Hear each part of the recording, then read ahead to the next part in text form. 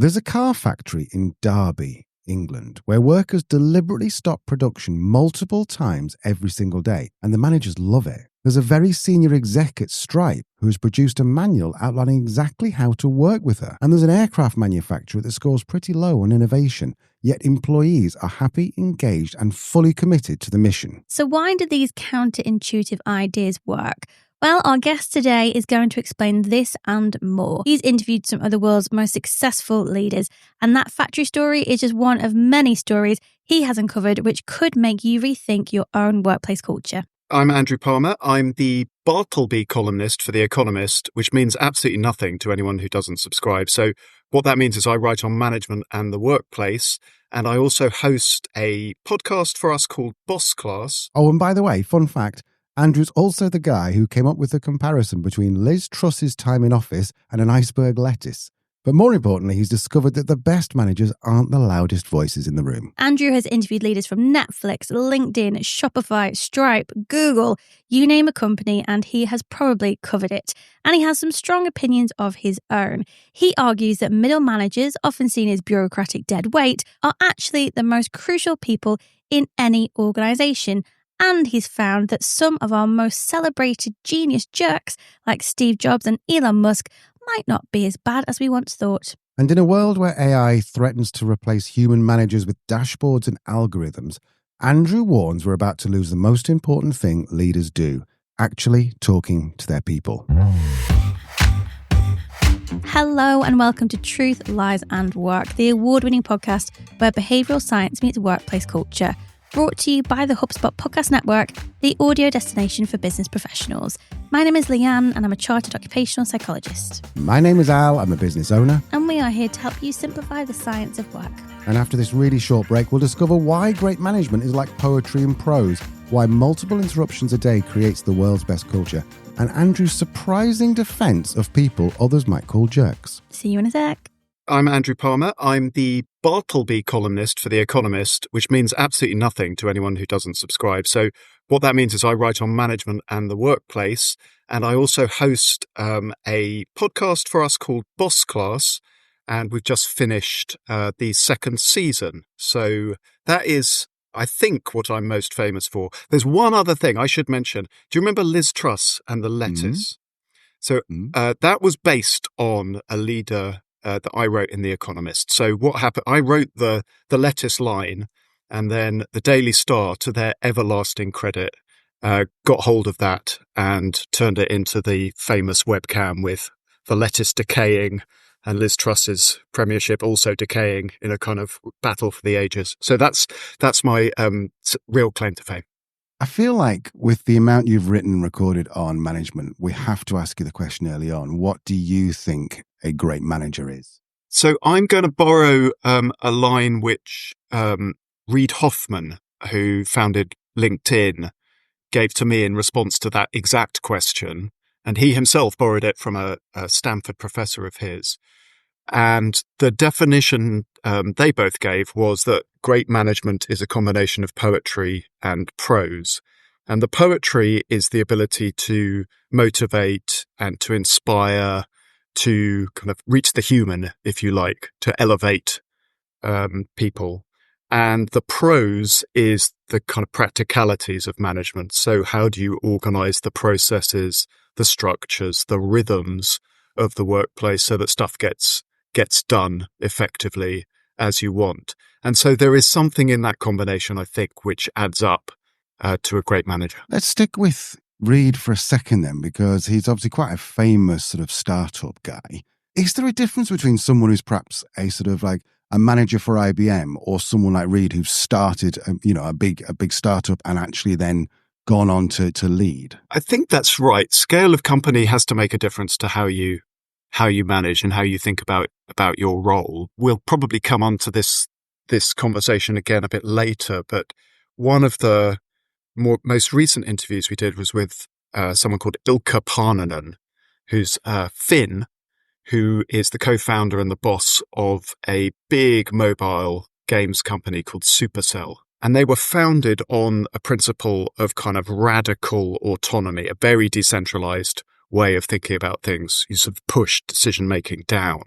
as the company has got bigger and bigger, and as the games have sort of started to gather in audiences of, tens of millions, the types of thing the company has to do have changed. The types of management structures have changed. So scale does bring a need for more process, more structure, and middle managers, often a kind of, curse word, but actually deserving of a lot of respect within organizations and beyond it, become much more necessary and much more important. So definitely there's a difference. On your show, I think you've interviewed a lot of what people would call good managers. Do you find there any kind of behaviors or traits or commonalities that show up from those people who are perceived as great managers? Yeah, so I interview people but have never been managed by them. So there's always a little sort of trigger and little sort of alarm bell in my head, how great are they really? But they're certainly successful. And I do think that there are some common behaviors for people who sort of climb the ladder and think a lot about management. So thoughtfulness is a filter in itself, right? Someone who actually has a theory. So I would say the ability to sort of articulate clearly and repeatedly what it is that is important to them and their company matters. So one behavior is like, these people can say what the mission of the company is or what it is they're trying to achieve, like instantly. There is absolutely no doubt in their mind what the values and the priorities of their organizations are. They are able to say it without appearing bored. And that sounds flippant, but I think it's actually quite important as a skill, especially if you're leading a big organization. You've basically got to say the same thing over and over again for years on end. I mean, that's incredibly dull if you think about it, but they manage to do it without, as though they believe it. So they're passionate about it the whole time. Slightly less flippantly. And on this point about them thinking about things, there's a high degree of self-awareness across most of the people that I talk to. So they have a sense of how they come across to people. So, in talking about this with Emma Walmsley, who's the boss of GSK, very big drugs company, she's completely aware that her interactions with people elsewhere in the organization had the potential to kind of either turn a day into a triumph or a disaster for those people, and that she had to show up in a certain way all of the time. So was very aware of that. And similarly, people like Claire Hughes Johnson, who's an American manager, chief operating officer of Stripe, which is a payments firm, until recently, has a manual which is called Working with Claire, where she writes down what it is like to work with and for her. So it basically is an expression of her working preferences. How does she like to receive information? Does she take decisions quickly? How much data does she like to have? That kind of thing. She sense checks it with people around her. Is this a fair representation? And then uses that with all of her direct reports. And it's not a kind of like, this is the way it must be. It's just a sort of, it's an expectation setting device. It's also a way of holding up a mirror to herself. And it's like an interesting way of thinking about, like, do I work efficiently? Is this the best way for me to take decisions? Am I providing psychological safety? People think about it in different ways, but they definitely think about it. And that, I think, is probably the common thread. There are some quite surprising ideas there, Al.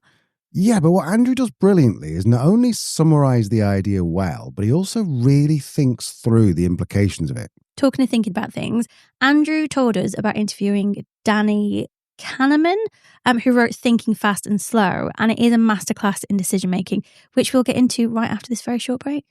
Welcome back. Let's rejoin the interview where Al asked Andrew about managing great teams, falling in love with the solution, and why Steve Jobs might not have been the jerk boss that he's known as. But let's start with what Daniel Kahneman taught Andrew about thinking fast and slow.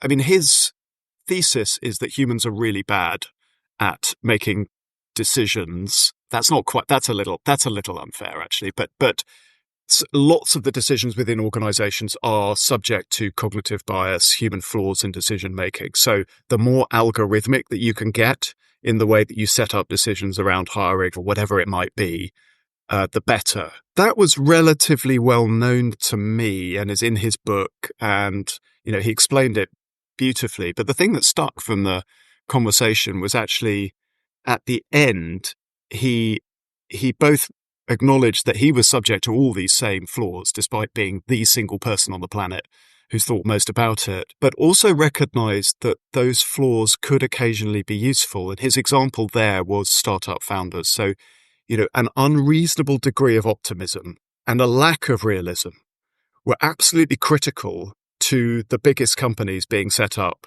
and changing the world. So what I liked about that, apart from the point itself, was that this was someone who, was towards the end of his life. He's sadly passed away subsequently, had thought about this for decades, but had the kind of humility and curiosity to kind of think about things differently, recognize where his theories didn't work. He was super interested in what AI would mean, both very, very worried about it, but also, very curious about what it would mean for humanity. So there was something about an expert with humility, which is just endlessly appealing. So that was a conversation that stuck with you. Is there anything else that any other conversations you've had which have just blown you away, or you've gone oh, that's such a great point, never thought of it this way? So I think probably one that sticks in the mind is a recent one with Liz Reed, who's the head of search at Google, who was talking about how that company thinks about innovation, and in particular talking through their process for developing AI. So we all now see these AI overviews when we do a Google search sort of at the top of the screen. So that was a super interesting conversation just in terms of how they think about things.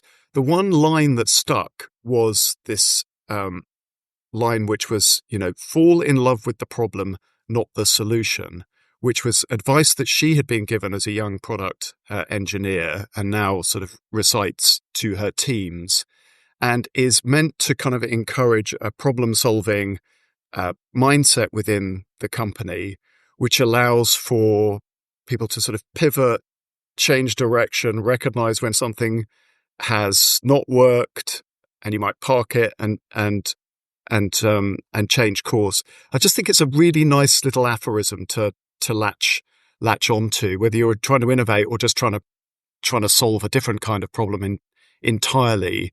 The first answer, or the one that occurs to you, may not be the right one. So again, sort of have the open-mindedness to change course if it turns out that you're wrong. I mean, I think it's not fall in love with any problem.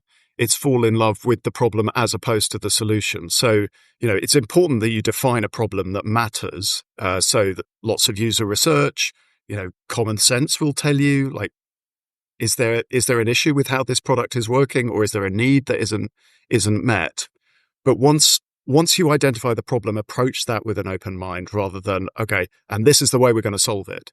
Because you will often have, meeting one, someone with a large salary and a loud voice will say, this is the way I think we should solve it. And potentially that's the end of the discussion. So ways to sort of avoid that problem are important. And I just like that phrase as a way of thinking about it. You say loud voice, which immediately when someone thinks of a boss, they tend to think loud, booming voice. Some of the people who have had the, not necessarily volume-wise, but the loudest voices have been the likes of Jobs, have been the likes of Musk. But by all accounts, they're not amazing managers, they're not great leaders. So does that mean that we can say, if you're loud, you're not a great leader? If you're quiet, you are a great leader? It's not as simple as that, is it? It totally isn't. But by loud, I really mean the one that kind of silences debate before it's happened.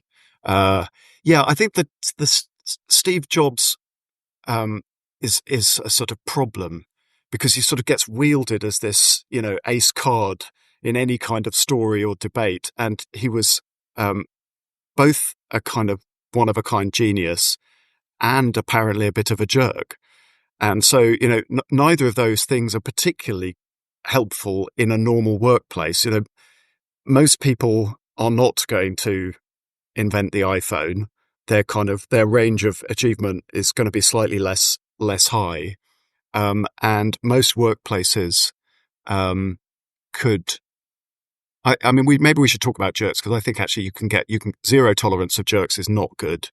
But that's definitely not code for you should behave badly. So Jobs got away with it because of what he'd done, and I'm not sure that's a useful lesson for anyone. You just said zero tolerance is not the way. That sounds odd to me. I would have thought you don't want any horrible people or jerks in your organization. Okay, so I don't want to be the person who's sort of arguing publicly for horrible people, but I think there are a couple of issues. One is the definition of a jerk, right? It's subjective. So one person's jerk might be another person's kind of sort of grit in the oyster, truth to power kind of person. So most of my columns are about trolling my colleagues, so I won't actually mention anyone, but there are people here who I can think of who are kind of exceptionally useful in the workplace because they're willing to say things in a way which is kind of, if not confrontational, at least provocative. Some people might regard that as jerk-like behavior. Actually, I think it's extremely useful. So the subjectivity is a problem. Who gets to define who's a jerk? And the second is the jerkiness, if that's the word, may be coming from a particular place. It may be that person is just not in the right job, and needs to be somewhere else. It may be that person is absolutely brilliant, but shouldn't be managing people, or should be, locked in a home office and not allowed to come into work. So I think there's probably a lot of kind of, square pegs, round holes, which leads to jerky behavior. And you can solve that with lateral moves. People can be good in different positions from the one that they're in. And goodness doesn't just mean competence. It can also mean behavior. So for the record, not a big fan of jerks. Don't think horrible people is where, you should put all your hiring effort. But zero tolerance for jerks strikes me as a bit like, it's a bit Salem. It's a bit like, that's a jerk. Let's get rid of him or her. It's often not that simple. So on this Palmer jerkiness continuum that we've just invented, at what point do we go, we're not accepting this behavior? Where does someone go from they're maybe in the wrong role, or perhaps they're just a bit under stress, to absolutely this person is just, we don't want them anymore? Well, there are certain types of behavior which are just plainly unacceptable immediately, and that's, then they're gone.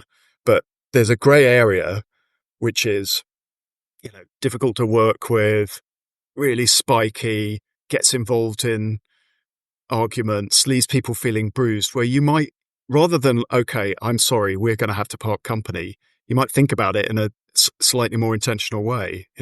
What is going on? Do you even realize you're being a jerk? I mean, some people are kind of unintentionally, unpleasant to people. They just don't realize how they're coming across.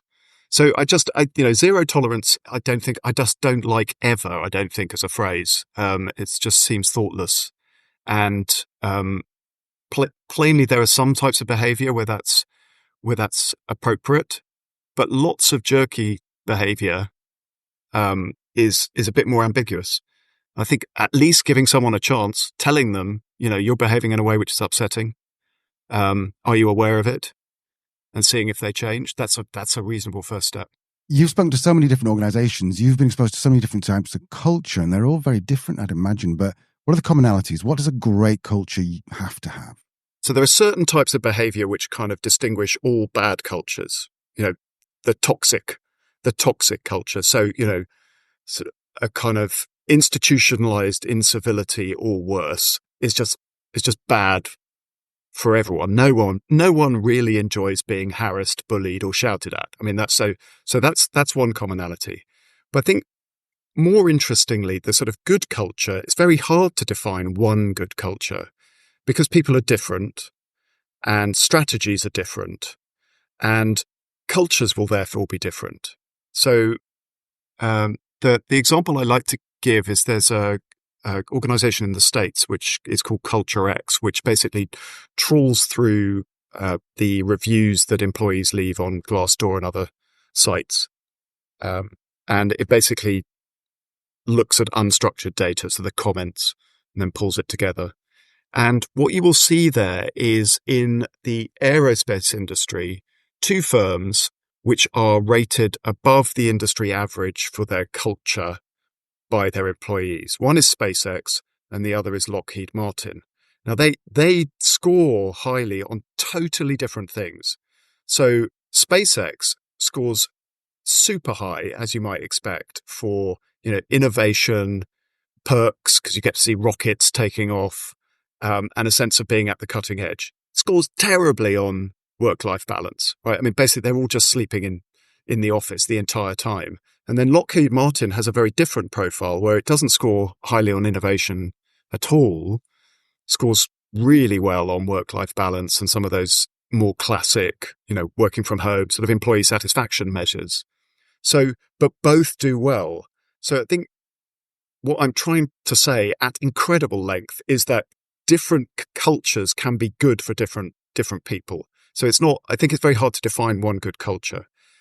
The common thread, though, is among managers who have created a good culture, or in companies where it exists, is again thoughtfulness. And I think this is just the thing that always comes out from these interviews, is that they know exactly what their culture wants to look like, and they very systematically embed it. So there are tons of levers that you can pull to make a culture live, and it's not painting abstract nouns on the wall of the cafeteria and hoping that if someone reads the word integrity, they're going to be honest. It's much more systematic than that. So all of their hiring, all of their promotion, yes, the repeating of the mission statement, all of their performance management, and more. Sometimes some of their organizational structure is designed to reinforce the values that they regard as most important to their companies. What is it you've learned about teams from the people you've interviewed? Yeah, those examples, the Shopify was really just like, everyone hates meetings. How the hell can we sort this out for people? So that was a kind of less teams, more kind of like everyone in this spiral of despair about meetings. But broadly, the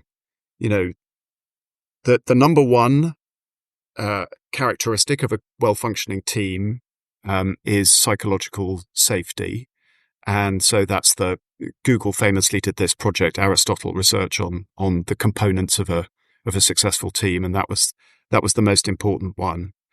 So that can be embedded in many different ways, but a nice way of working out, if you are the boss, whether you've got a problem or not, and this is the advice of Amy Edmondson, who literally wrote the book on this, is ask yourself, when was the last time that you heard dissent?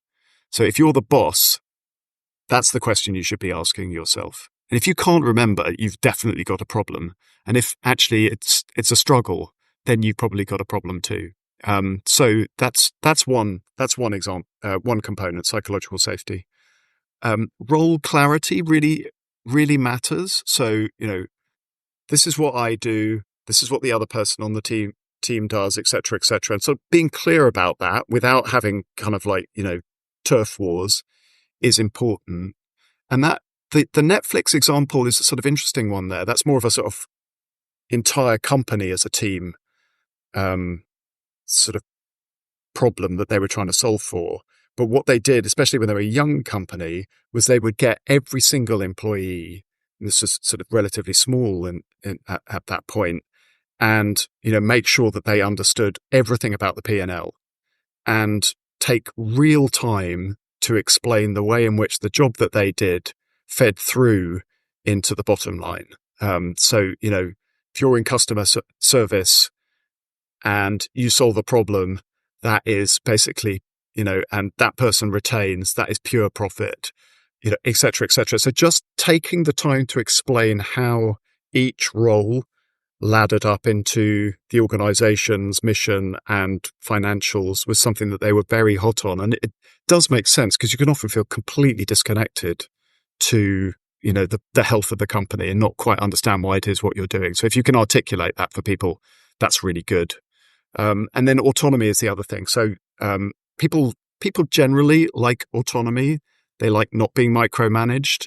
And again, to come back to Supercell, which was the mobile games company, their founding principle is that games teams kind of have the whip hand in quite unusual ways. So, these small teams can spend months, even years developing a title, and it is in their gift at any point to say, we're canning it, it's not good enough. So you can literally spend years of company money, and if you feel like the quality is not good enough, then you can say no. There's a point when the game is out there in the world and it's not in your gift anymore. And it's not that there are no management structures at all, but there is a very, very unusual degree of decentralization and autonomy at Supercell, to the extent that one of the teams that was working there has decided to move out of the main office, is in a separate office in Helsinki, and the CEO doesn't have a key, so cannot get in. And that's a sort of like just slightly bizarre, but very vivid example of what autonomy looks like to them. At the start of the episode, we teased you with a story about a factory where the production line was intentionally shut down multiple times a day. That factory is, in fact, the Toyota factory in Derby, England. Yeah, so one of the visits that we did for the second season of Boss Class was to the Burnaston car plant, which Toyota runs in Derby. And Toyota is famous around the world for lean management and the principles that it has around continuous improvement and so on. But if you go into the plant, you see this come alive just immediately in a way which is unmistakable. It's sort of visible and audible. It's the way people talk, right? You have people sort of with snatches of Japanese in kind of Derby accents. Is just a kind of strange auditory experience. But when you're in the assembly plant, that their principle at Toyota is this idea that everyone is empowered to come up with ideas for how to improve the car making process. This is Kaizen, continuous improvement. And every factory employee is expected to come up with 2 a month. And so you're getting up to, 20,000, something like that in a month. They have these famous and-on cords, which is by each workspace as the body of the car is moving through the assembly plant. There's a cord that hangs down, a bit like a clothesline, and you can pull that cord at any point. And that is a signal. Sometimes it's a signal of something very trivial, but that can also be a signal of something is wrong and we need to change it. And what happens is that gives your supervisor, the supervisor has something like 2 minutes to get down there and sort it out. And if they can't, then the whole line stops. But that's fine, because what they want to do is encourage people to identify and surface problems. And the guy I was talking to said that, like, when new people come onto the line, their first and natural reaction, if you think about this, right, here's this cord. If you pull this cord, you're potentially going to stop the entire factory, and you're signaling to your boss that I've got a problem and I can't solve it. So that is quite countercultural, right? I mean, it's sort of like, you could imagine, especially young people coming into the workplace, wanting to impress their bosses, like, am I really going to pull that cord? So they spend quite a lot of time socializing people to understand that it's important. So the first shift, they get everyone round, the new person is there and is encouraged to pull the cord, and everyone does this, football chant crescendo, so woo kind of thing, and they pull the cord and a big cheer. But everything is geared towards that. And I'm going to give you a little test here. So there's in this plant, there are how many people are there? 2,000 people who work there. And I want you to guess how many times this cord is being pulled in a day. I would guess somewhere between 5 and 7. So 6. I said 20, and the real answer is 14,000. What? So it's just completely completely off the scale. I mean, like, you just would have no idea. Now, as I say, some of those pools are, you're kind of, there's you need a break for whatever reason or something like that. But even if you strip those away, there's this very, very high volume turnover of kind of, observations, or this is a thing we ought to think about, that then translates into a smaller number of suggestions for improvements that then goes through a process at the company in general of kind of like, do we do this? Do we not? Some of those improvements are plant specific. Some of them get rolled out around the world.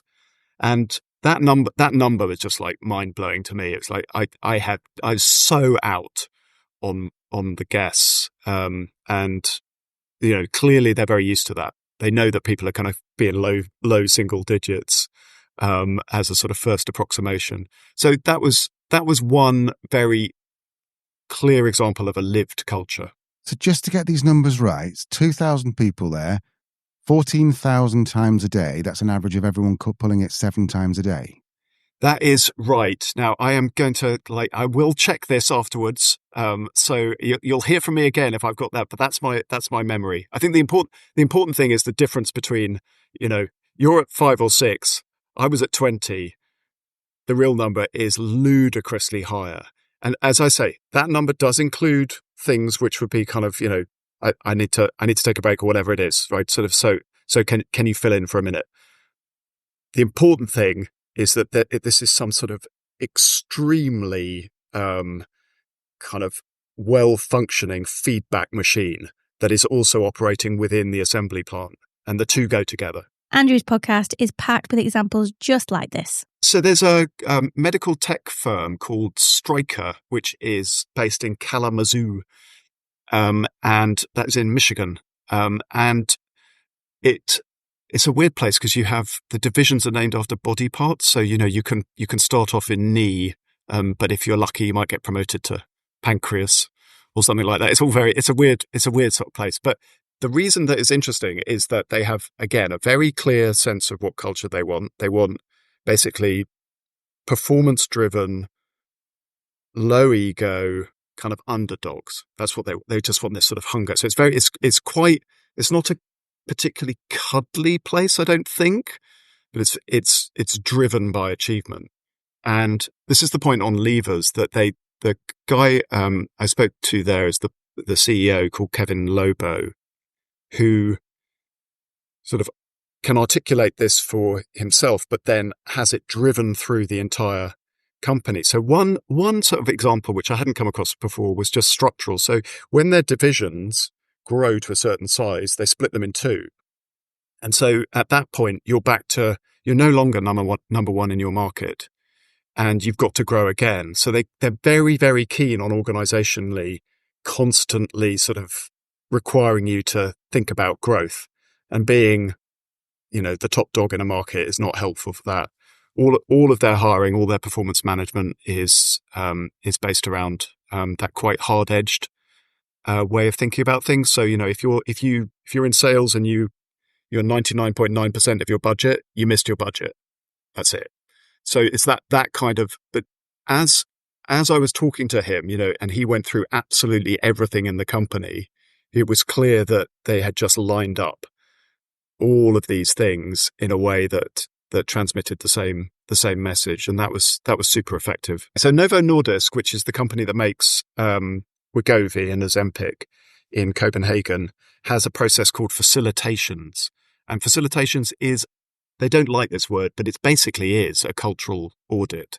And what that is basically sort of experienced employees, some of them full-time, some of them not, have the job of sort of going round departments, divisions around the world and around the company. They spend time with those units. They interview the bosses and the people within them. And the goal is to try and work out whether the values of the company are genuinely being lived. And then all of those cultural auditors come back and report into senior leadership. So there is some kind of independent monitoring of whether the culture exists when the CEO is not there, which is a good definition of culture.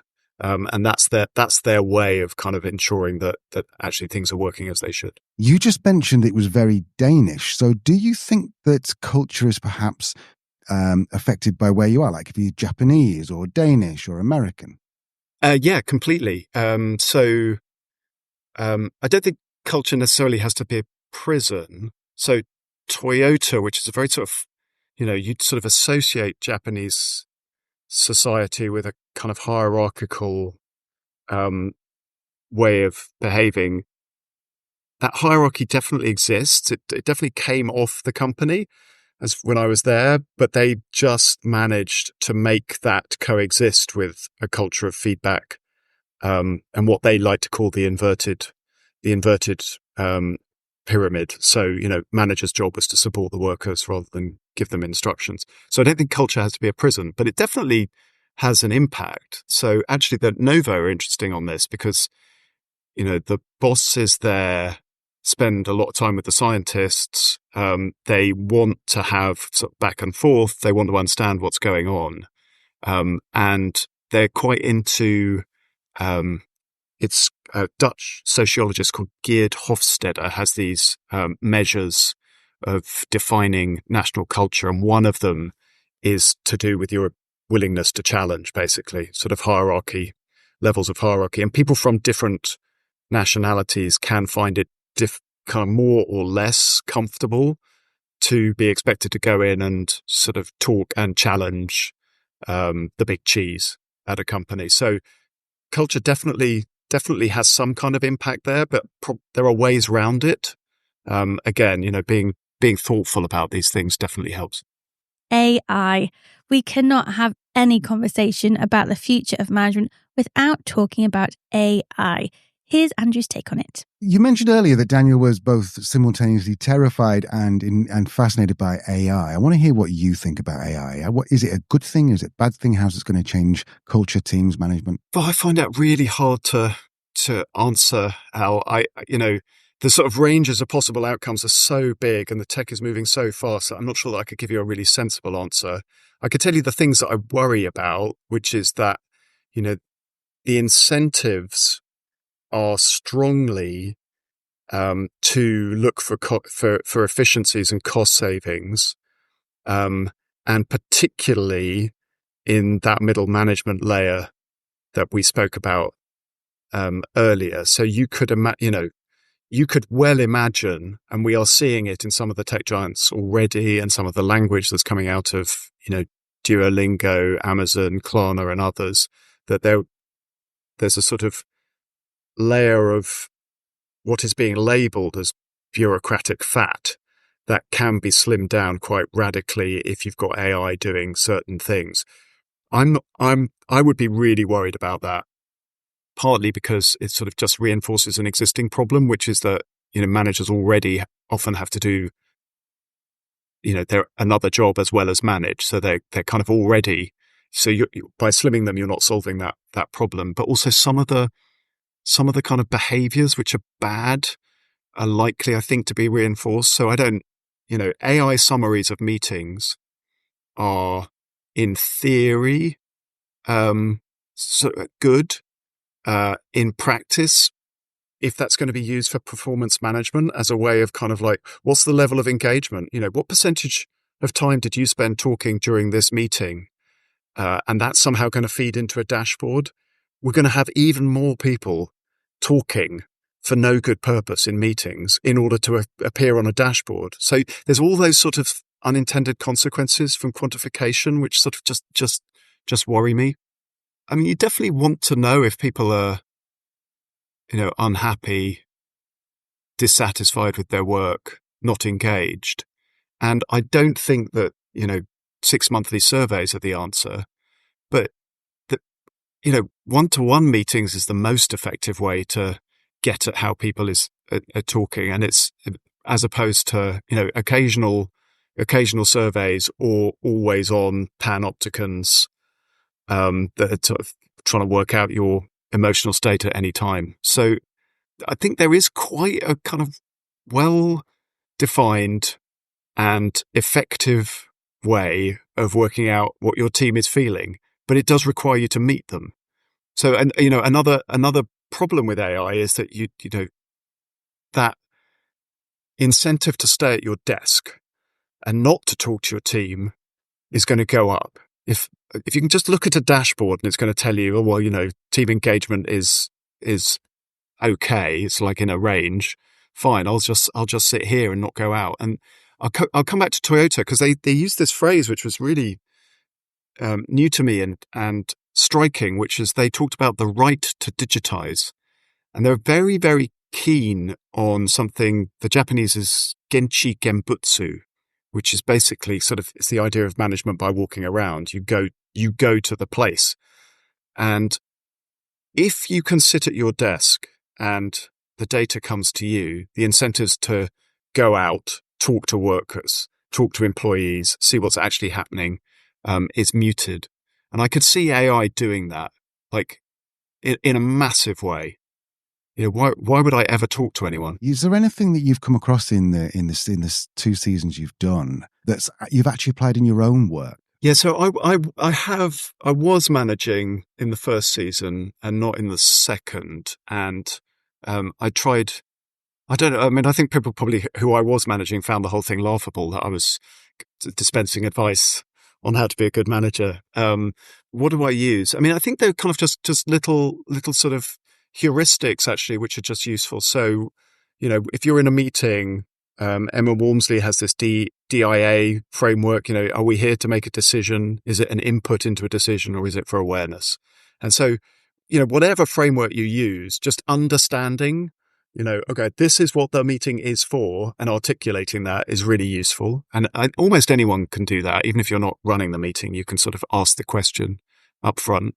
I had an excruciating experience at RADA being trained on how to present.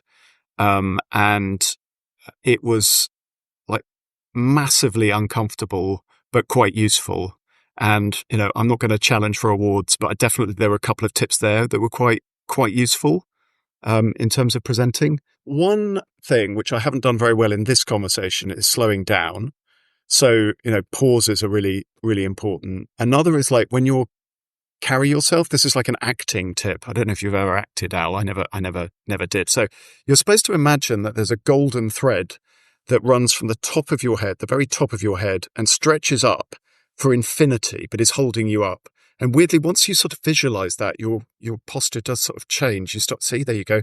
You start to hold yourself very differently, but not unnaturally. So there are certain things like that. And then the jaw is vital. Absolutely vital, apparently. So all of your kind of emotion comes through vowel sounds, and it's really important to have an open mouth in order for the vowel sounds to come across and to be rich. And so there's a lot of sort of self-pummeling that goes on before presentations by people who've gone through these courses, where they're sort of massaging their jaws and slapping themselves in the face in order to be able to kind of articulate properly. So anyway, that was quite useful, certainly diverting. That was Andrew Palmer from The Economist, the Bartleby column, and host of Boss Class Podcast. 3 key takeaways, I think. Number 1, great management is both poetry and prose. You need to inspire and organize. Middle managers aren't bureaucratic fat. They're the crucial connecting tissue in every single organization. And thoughtfulness beats loudness every single time. And Andrew's insights are backed by research, from Google's Project Aristotle on psychological safety to Danny Kahneman's work on cognitive bias. Plus, those concrete examples like Toyota's 14,000 daily interruptions and Claire Hughes Johnson's working manual show you exactly how to put this into practice. So if you're struggling with difficult team members or wondering how to build a real culture, or maybe you're just worried about AI replacing human management, Andrew's just given you a framework for thinking differently. The best managers aren't the ones with the loudest voices. They're the ones that think most carefully about their impact. You can find Andrew's Boss Class podcast wherever you get your podcast. And you can read his weekly Bartleby column at The Economist. We're going to put links in the show notes. This is Truth Lies and Work. We'll see you next week.